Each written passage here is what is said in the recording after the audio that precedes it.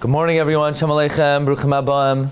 Okay, today's shir is dedicated by our dear friend, Rabbi David Levi Halevi, in honor of the publication of his new sefer called Hasidim and Hasidut, Essays, Mekorot, Packets, and Bibliographies on Hasidim and Hasidut. This one he worked on for a very long time, for 7 full days. 7 whole days. You should have a lot of Hatzlacha and bracha to continue your great work for Klal Yisrael. Okay, so today we're going to speak about Mechiras chametz.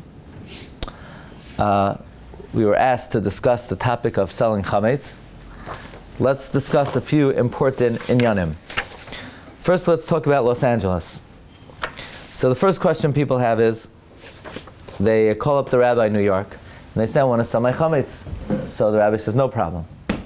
Great, another customer. Fine, so the rabbi sells the chametz.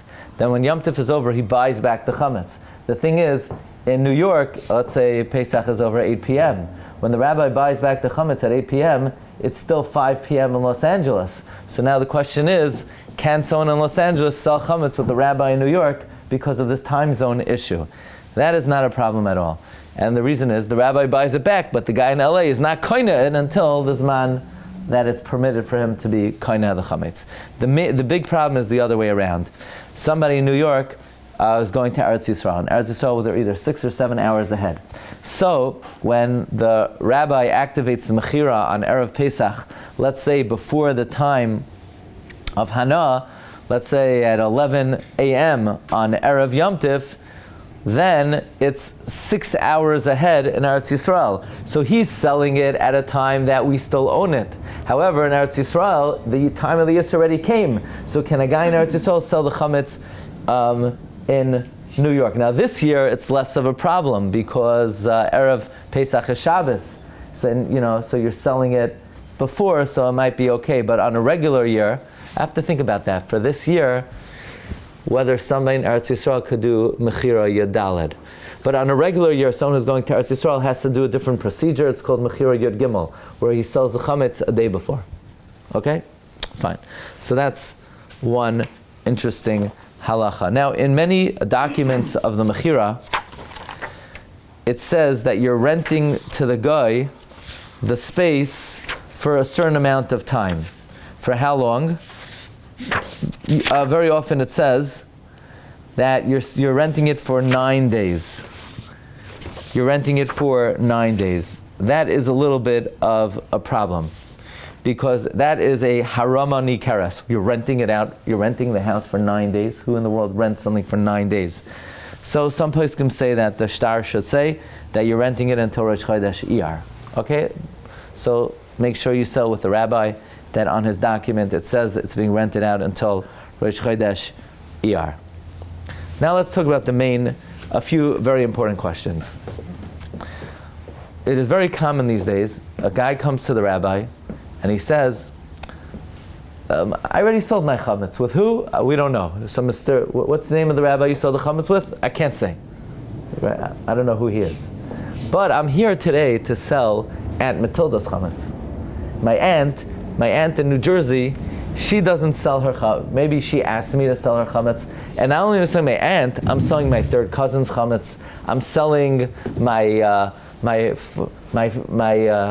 don't know what, my ex pet's owner's chametz. People selling other people's chametz.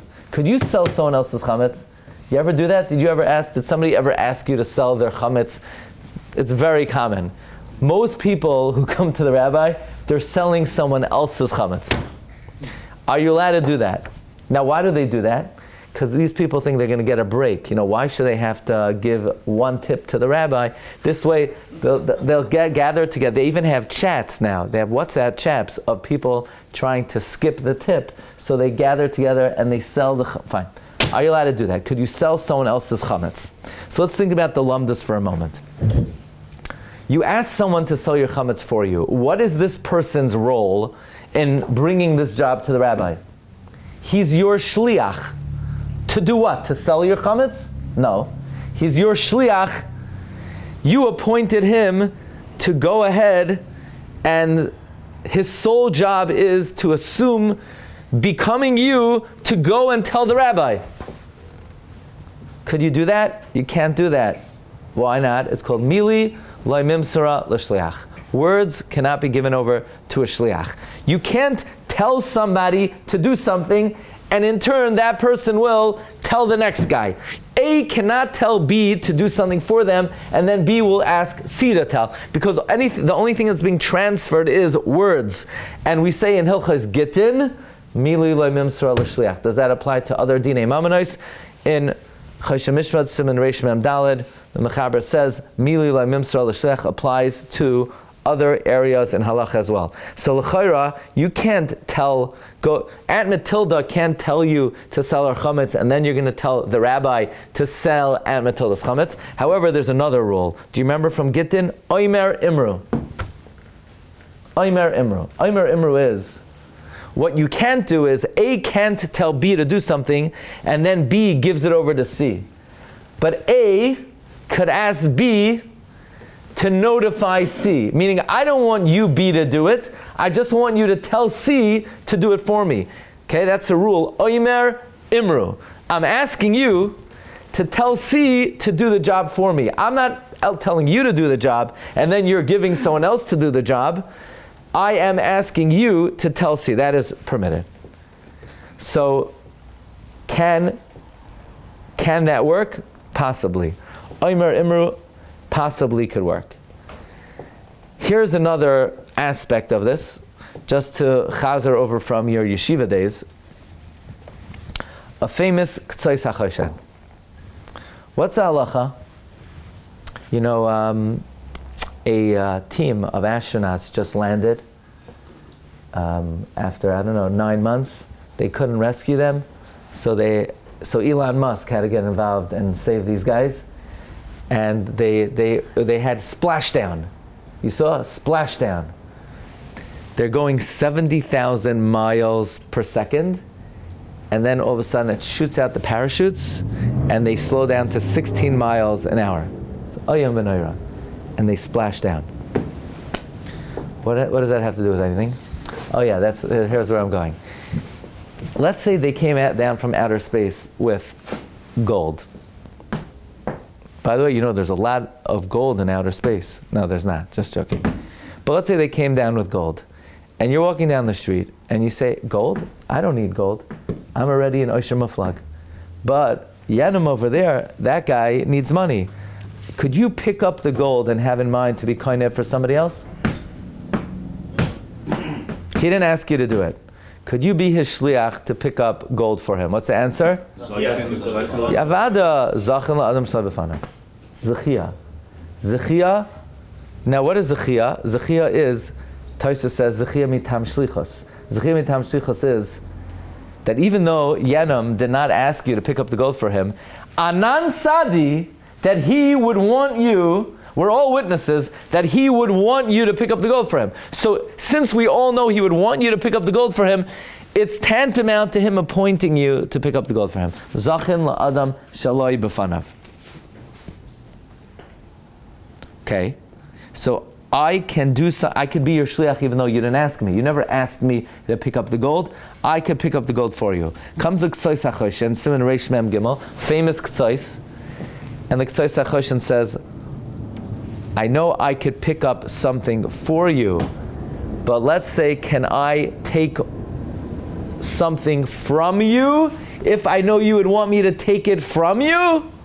For example, let's say we all know that you would want me to take off truma for you. Can I take off truma for you? Because otherwise you can't eat the food. So we say, Zachin la'adam shalai b'fanav, Zachin le'adam v'lai me'adam. You must have davened really good last night. Famous k'tzais, Siman Reish Mem Gimel. The k'tzais is mechadesh, Zachin la'adam shalai b'fanav, le'adam v'lai me'adam. You could be someone's shliach without his knowledge for him, to be kind of something for him, but not to take something away from him. That's a chiddush of k'tzais. So in that case, here's the big shaila. The big shaila is, back in Europe, there was a minhag that the rabbi would look at the list of people who sold chametz last year. He would compare it to this year. And he would say, Sprinza didn't sell her chametz this year. Feivel didn't sell his chametz. He probably forgot. I'll sell it for him. Could you do that?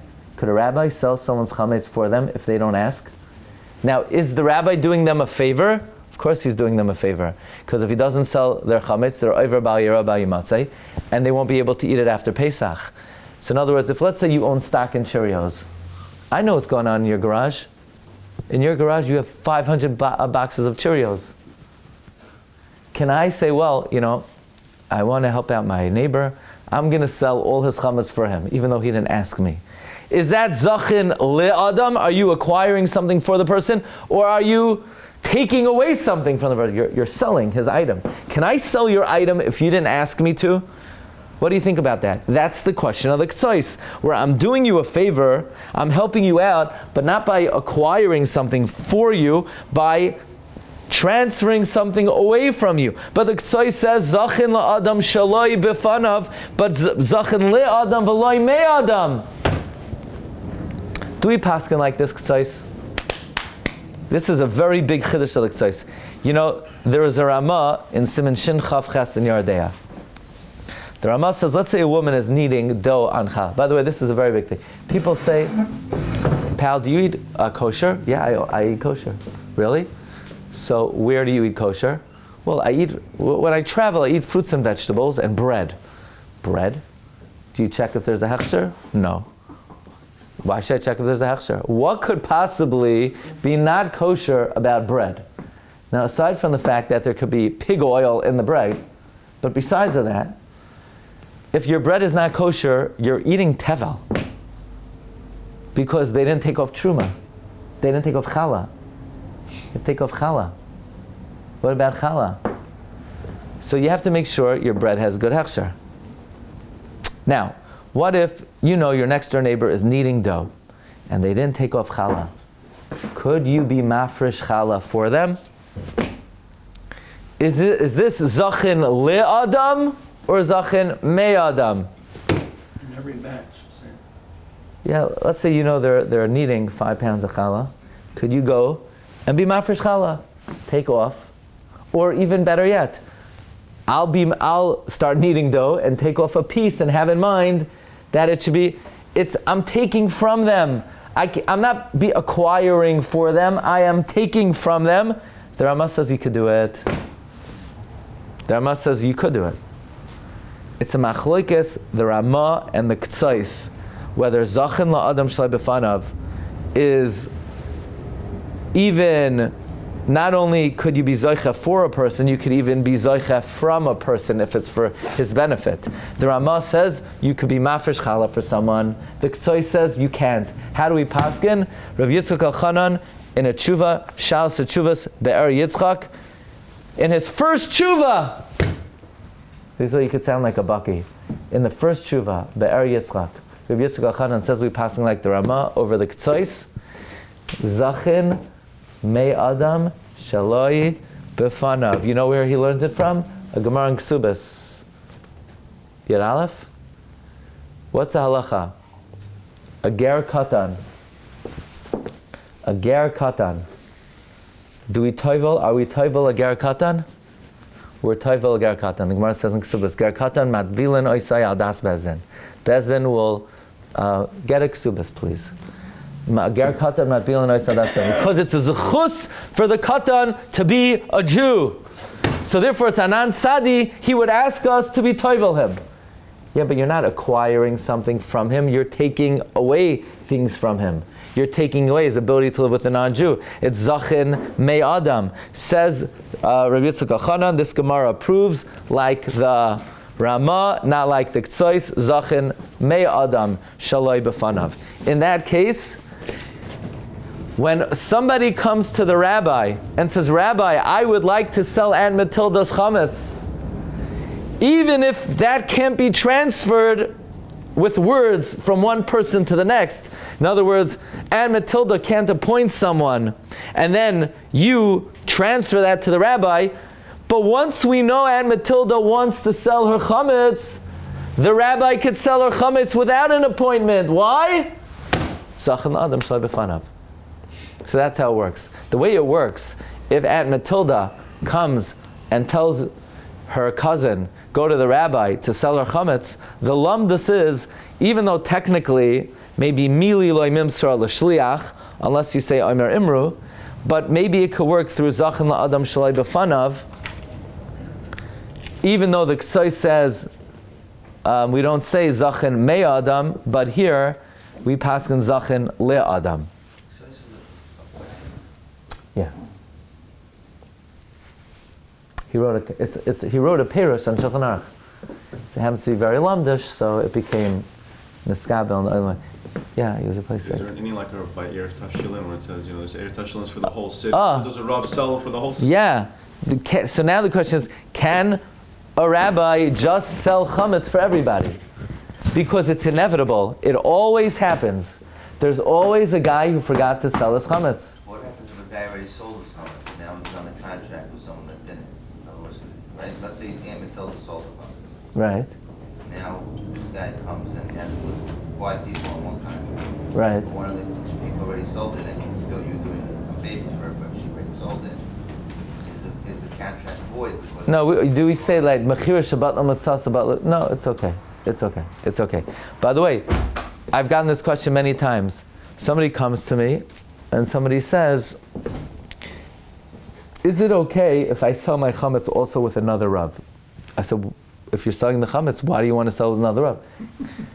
Because the rabbi doesn't want the chametz, he wants the tip. So the other rabbi is going to be insulted that I didn't give him a tip.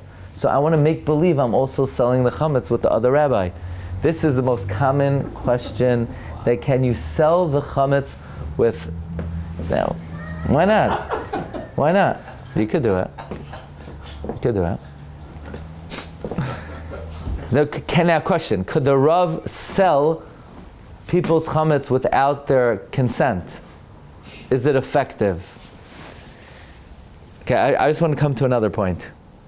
Rabbi Yitzchak Elchanan says that even though you could sell someone's chametz if they want you to, even though they didn't appoint you, could you be mavatel someone's chametz for them if they didn't want you to? If they didn't appoint you to? Now that's very common this year. This is a shaila for this year. Why? Typically, people remember to do bittul. You do one bittul by the Bedikat the night before, and then you do another bittul by the biur. So people know, they go to the fire. Now the thing is, they're not actually burning their chametz, because their chametz is wrapped up in silver foil. The silver foil is fireproof. So they throw in all the chametz. Now, the only thing that's being burnt is the plastic that's a wrap of the bittul chametz. So all the toxic fumes, they burn. The chametz, not only is last year's chametz still in that thing, since the 5 towns was established in the 13th century, they still have hundreds of years worth of chametz that has not been burnt. So you need to open up your chametz. Now, here's another zach. You need to make sure, with the pieces that you put out, that no piece is bigger than a kazayas. Because if the piece is bigger than a kazayas, if you can't find it, you're in big trouble. Because then you're owning a real share of chametz. But you also need to make sure that in total, it's mitzdarif to a kazayas. Because if it's not mitzdarif to kazayas, then you're not mekayim the mitzvah of burning chametz. So therefore you need to go to the Judaic. This clip is brought to you by a new product.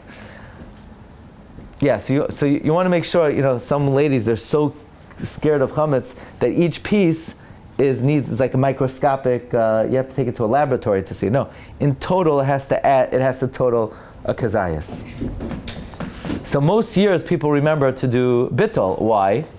Because when you burn the chametz the next day, you open up the Haggadah and you say a bittul. But this year you're not burning the chametz on Erev Pesach. You're burning it on Friday. And you're not doing bittul on Friday.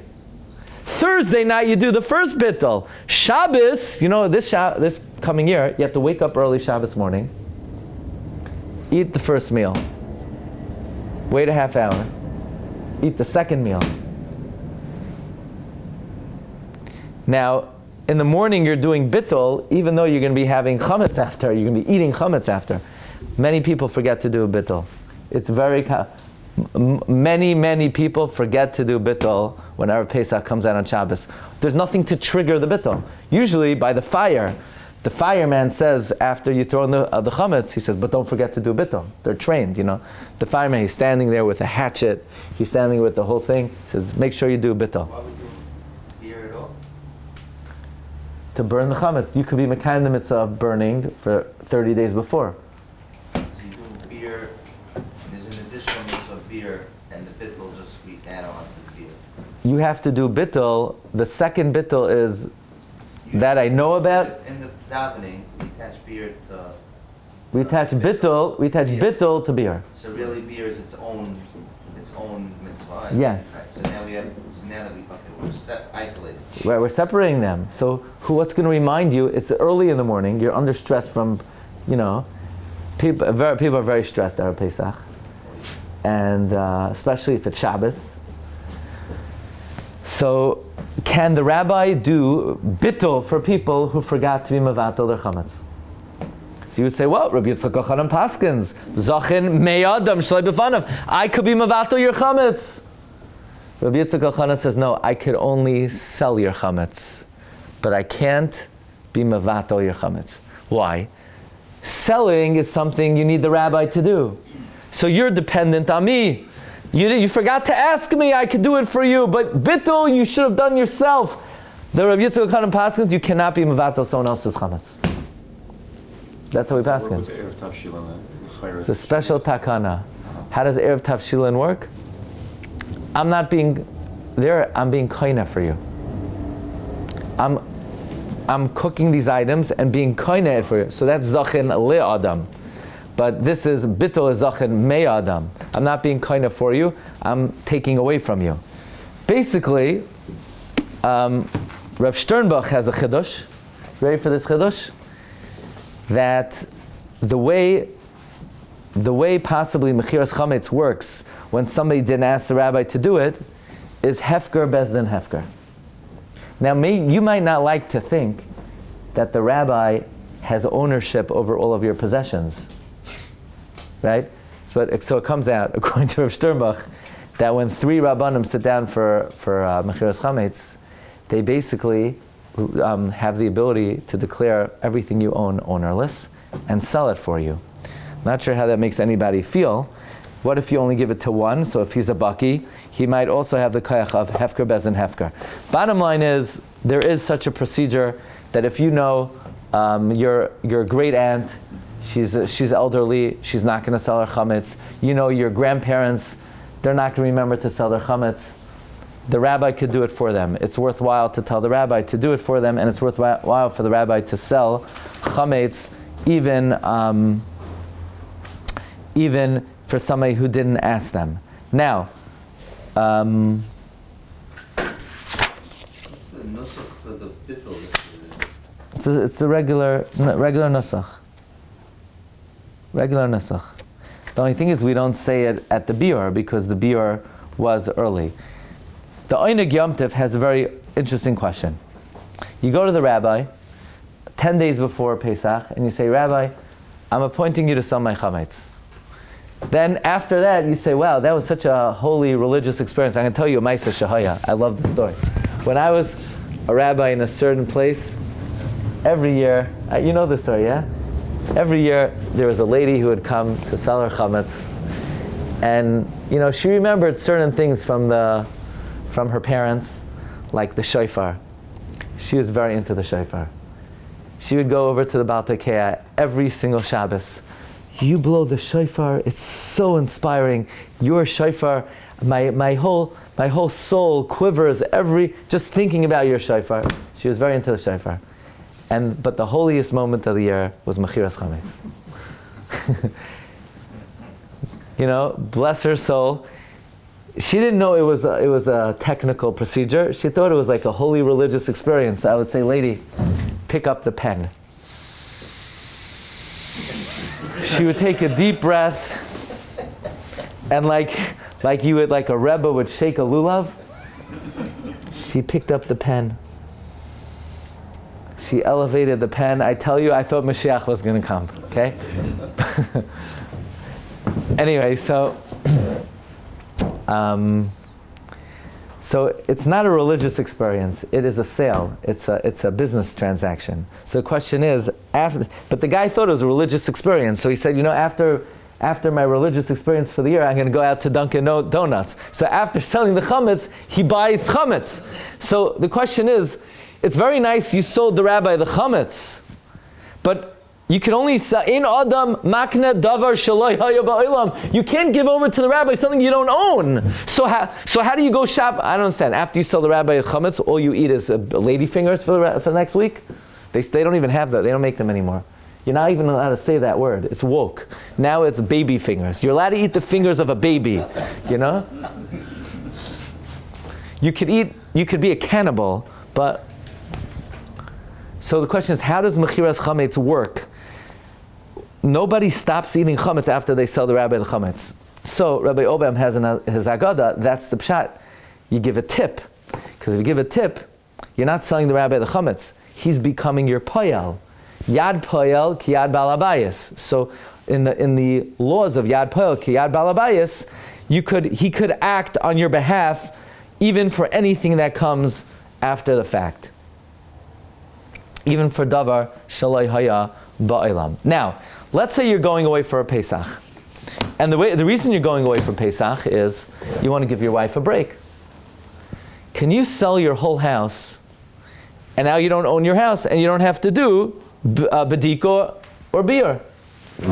You could. You could do that. You could make your life easier. But then you lose out the mitzvah of beer chametz. So what do? Either you could say, even though I'm going away, I'm going to clean my entire house. Or what many people do, which is okay, is you sell your whole house except for one room. And therefore you mekayim beer, Bedikat and beer on one room. That is the generally accepted practice. That if you're not home for Pesach, you sell your whole house except for one room. This way you basically have the best of both worlds. You obviate the need to clean your whole house, and you're still mekayim the mitzvah of beer and bittul. So if you're going to Eretz Yisrael, remember to do Mechira Yud Gimel. I have to find out if you have to do Mechira Yud Gimel this year.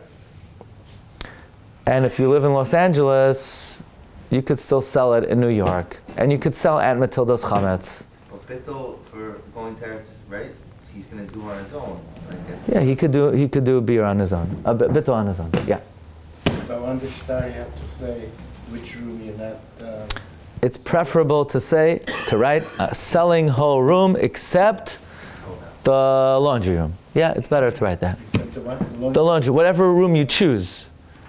Whatever room you choose. What's the svar for the guy? What is his hasaga about this whole thing? What does he think he's doing? Yeah. He thinks he's buying, the way that you have like 20 rabbanim sitting around the table, and they're selling him millions of dollars of chametz. Somebody came to me. He's writing the shtar. I try not to be so nosy. The guy writes, and there's an approximate value. The guy wrote $250,000. I said, well, you own Nabisco? No, he has mashka. The guy has mashka. So can you imagine? So that means the guy is buying millions of dollars worth of chametz.